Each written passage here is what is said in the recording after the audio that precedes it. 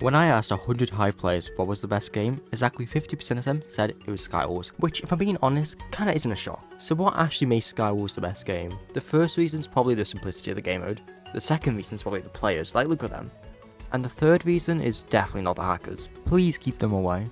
But second place was kinda shocking, with it being survival games. Yeah, the game that wasn't updated in over 1,000 days was voted second, which I don't understand, but hey, Hive this decided to actually update the game. Okay, disclaimer, this was taken before they actually updated survival games, but the point still stands, people liked the game. And in third place was Treasure Wars, and Hive's deciding to make that Bedwars now, so hopefully that's still as popular. Well, it was a good thing I asked 100 people what were their thoughts on Bedwars, and I gave them 4 options. Option 1 was 100% it has to be. Option 2 was probably for a week. Option 3 was just mid, and option 4 was just a waste of time. The good news is 43% actually think it has to be good, and the bad news is 8% think it's a waste of time.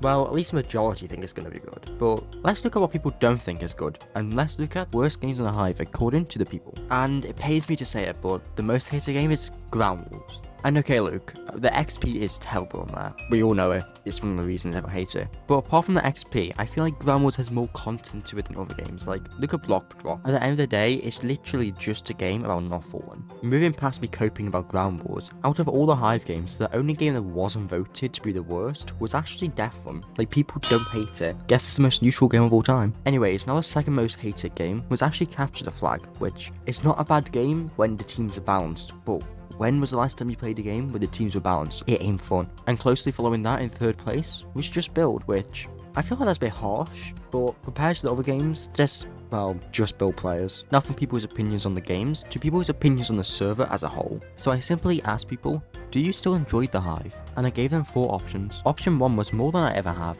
Option 2 was, yeah, I still am. Option 3 was, not really. And option 4 was considering quitting. The good news is 48% of people still enjoy the Hive. The bad news is 31% of people are not really enjoying the Hive anymore. And the concerning bit is more people are considering quitting the Hive than actually finding it the best they've ever played it. Well, that's not what I want to see. But what about the rest of the Hive's future? So I asked, will 2024 be a good year for the Hive? Well, this was when I was expecting to hear all of the Hive dying comments, but it was more positive than I thought. So I gave them 4 options once again, and this time the options were best year of service history, a good year, a mid-year, and a terrible year. And to my surprise, 49% of people think it will actually be a good year. So maybe Hive isn't actually dying like people like to say. But maybe I was jumping the gun, because 37% of people think it's going to be mid-year.